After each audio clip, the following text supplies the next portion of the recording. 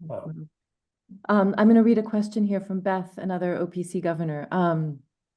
How can the regime side with Russia after all Russia has done, not only to attack Ukraine, but also attack and take over parts of Georgia in the post? Like, why would anyone want to cozy up to Russia right now? What's behind that impulse? Who's that for? Um, It's, well, Sophiko, I don't know if that puts you, is there a stab you could take at that? Yeah, it is. Yeah, it is strange, and it is something that everyone in Georgia are asking themselves. So why can the government be try to have close ties with the country that has occupied 20% and is still continuing? There's a creeping occupation that Daro mentioned, continuing on a daily basis when people are waking up and they cannot even reach their orchards or they go to the cemetery because the barbed wire is erected in front of their houses, and they call it de facto border with the breakaway region of Georgia, and the Russian soldiers are erecting that. So yeah, that's a question that because it's a natural choice. Yeah, you do not want to be close to the neighbor that is stealing your land and that is killing and that has occupied your territories. And it is absolutely natural that you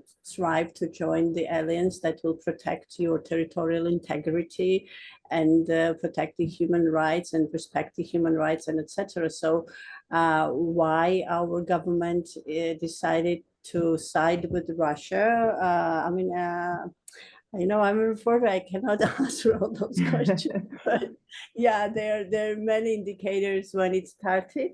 One of the main indicators that we are shifting our way from Europe to Russia was this adoption of the law about the foreign influence. And the second was, which absolutely mirrored the Russian law, and and it was labeled as a Russian law. And the second was the law about the LGBTQ plus rights, which also mirrored the Russian legislation. And then it became evident that we are not going into the direction that we have written in the constitution, that something is not okay here. And yeah, and then the third, like a big slap into the face of the Georgian citizens, was this announcement about the halting the EU accession talks. And yeah, I don't know why, and I think the political analysts will make the better assumption than I will do about it. I'd love to hear, Daro and Will, you stab at that as well. I mean, it's sort of unanswerable in some ways, but I think it's a big why. Like, why is the government cozying up to Russia? it's a very cynical bid to hold on to power.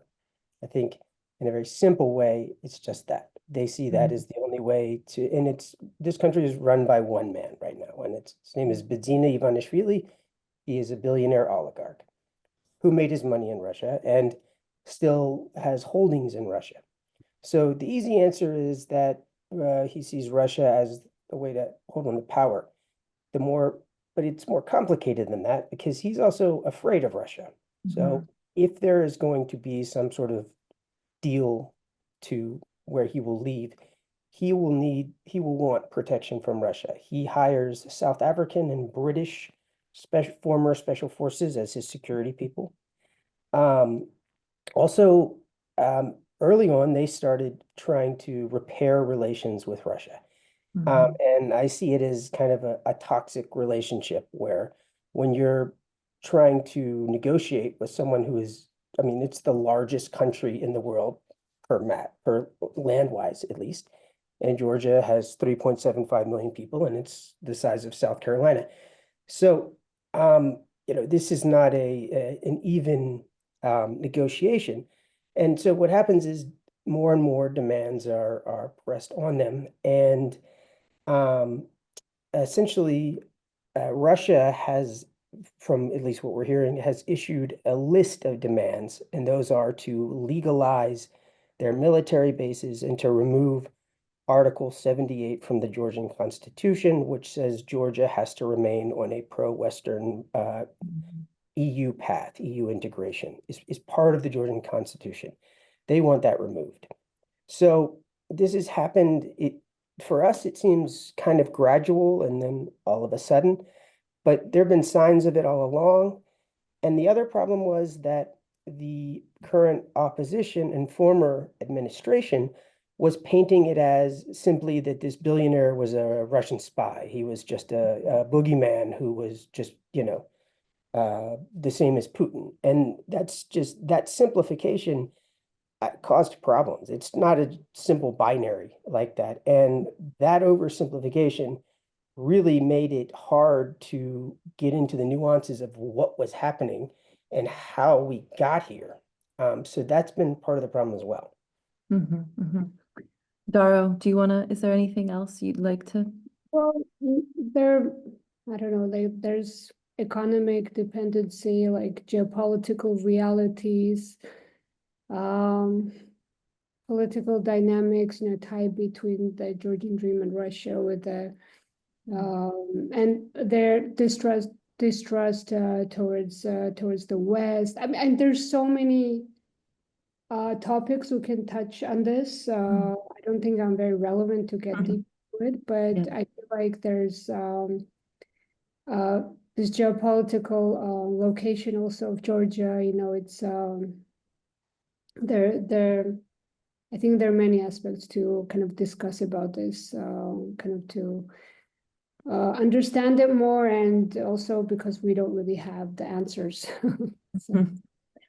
Someone writes in, it's my understanding there's been a governmental implementation of education reform that removes parts of Georgian historical resistance to Russia.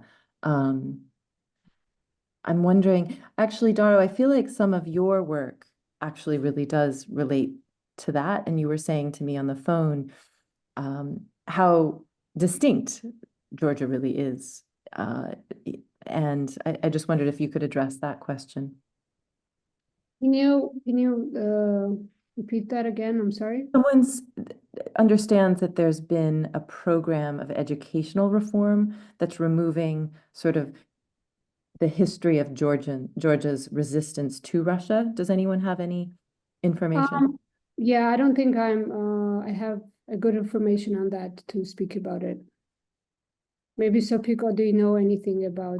Yeah, it became evident around 3 weeks ago that some of the topics that deals with the Georgian historical resistance to Russia were removed from the exams.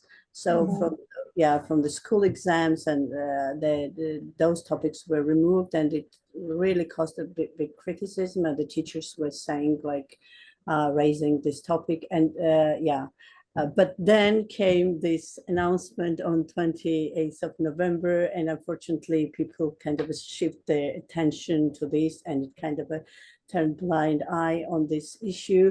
But it was something that the teachers themselves have raised the alarm that some of the topics that dealt about the historical resistance of Georgia towards Russia were taken out of the exams, not from the education program, but from the exams that the school children have to pass through to graduate.